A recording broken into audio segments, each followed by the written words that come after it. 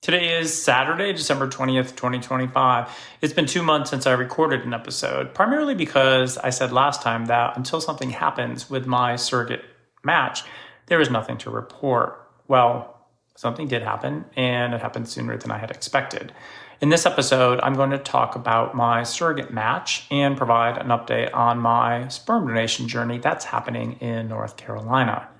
This one will be super short, I hope. I promise. Just to recap, recall that I matched with an egg donor in October 2024, over a year ago, and completed 2 IVF cycles this year. One in April 2025, which yielded 4 embryos, 2 male and 2 female, and a second cycle in October that yielded 2 more, both female.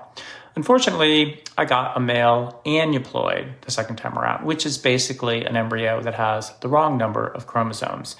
And he was the only one out of the 7 embryos that were tested across both of my IVF cycles. So I completed my profile with simple surrogacy in June of 2025 and had expected that match to take anywhere from 9 to 12 months, which means my expectations were worst case scenario. I would not match until June of 2026, next year. Well, it's nice to set your expectations low because you might be pleasantly surprised, as I was.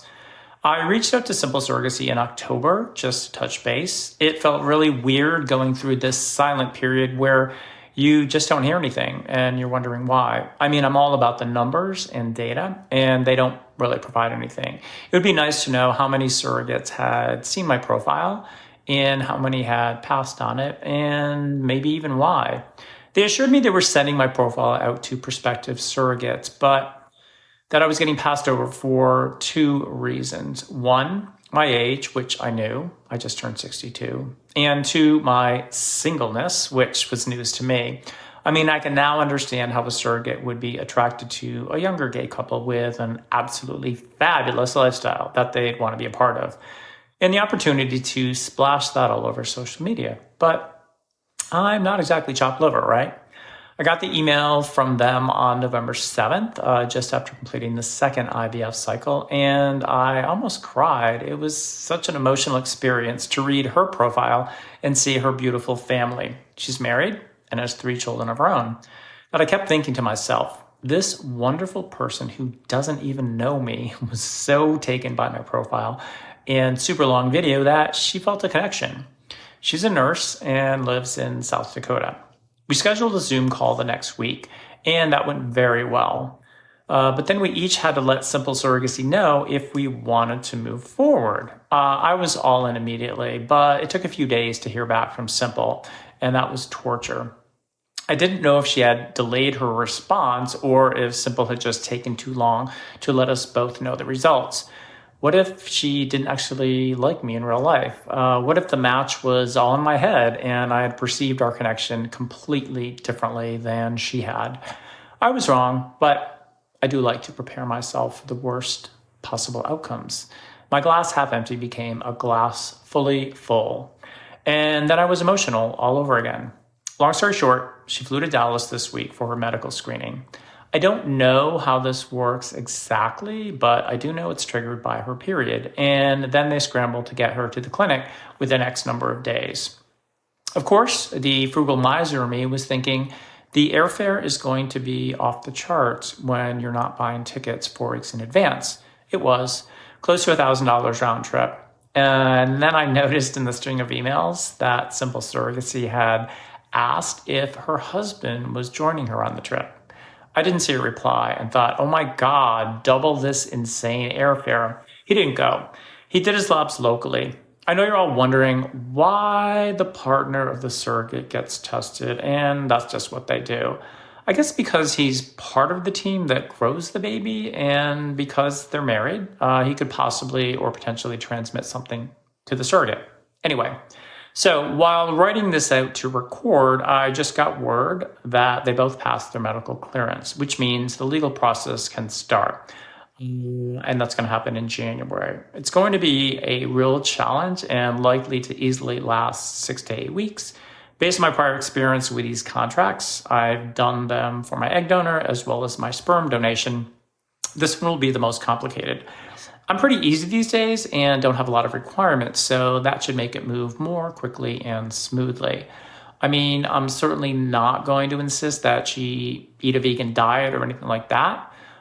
We did talk about the possibility of her shipping me breast milk, but that would end up in the contract if I do go that route. I don't think I'm going to do that. It sounds complicated and expensive. This is also the point in the process where it starts to get really, really expensive. Up to this point, I had spent about $55,000 to do everything needed to make the embryos. And now that I've run the numbers again, I believe the original estimate of $150,000 all in is going to be closer to $200,000, if not higher. And I've already told everyone that if I want a second child, I will probably sell my house and downsize to free up cash for that second journey. We shall see. Let's have one and see what happens. Let's move on and talk about my sperm donation journey. Recall that I have a 40-year-old single friend in North Carolina who wants to have a child. She had her eggs retrieved and needed a sperm donor. She picked me and I agreed. In early November, I had all of my remaining sperm at Fertility Specialists of Texas shipped to my friend's clinic in North Carolina. The fertilization happened a few weeks ago on December 3rd. The process was similar to my 2 IVF cycles with one exception. Her eggs were retrieved a long time ago, and so they were frozen. And that freezing adds an additional point of failure in the process. In fact, of her 14 frozen eggs, only 11 survived the thaw. So she lost 3. And of those 11, 9 fertilized correctly and were closely watched for the next 6 days in the lab. These numbers are incredibly similar to my second IVF cycle, in which I had 8 growing in the lab.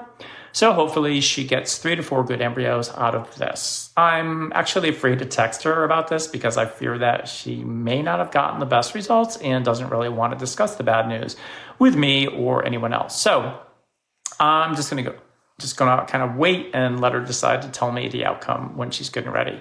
Or maybe I'll just tell her my good news with the hope that she'll reciprocate. I did my usual thing with ChatGPT, creating kids based on our photos, but this time it really, really choked. I asked for 8 photos, a boy and a girl at 5, 10, 15, and 20, and it kept creating only 6 and labeled them with the wrong ages. In the end, if both of these journeys result in a pregnancy in Q1 2026, I would likely become a father twice, a year from now, in December of next year. One interesting thing I'm now feeling is that sense that this is half over, and as complicated as the rest of this might appear, the overall process feels simpler because I'm 50% done. I don't have to spend any more time or energy or money on making embryos because that part is finished. And that feels really, really nice. It's almost as if you can now focus your energy on the final stretch. So the good news is that as you go through this, there's a sense of accomplishment along the way and finality to the stages of it as you complete them. So what's next? I will likely record the next episode once we're out of legal and the transfer has actually happened. So likely not until maybe March of 2026. I think I'm actually going to travel to Dallas for the transfer. I mean, out of all of the points in the process that you want to be there, aside from the birth itself, it's the transfer of the embryo into the surrogate. I don't want to jinx anything, nor count my chickens before they hatch. No pun intended. But it will be a good opportunity to meet her in real life before we embark on this 9-month adventure. So until next time, happy holidays and have a great 2026.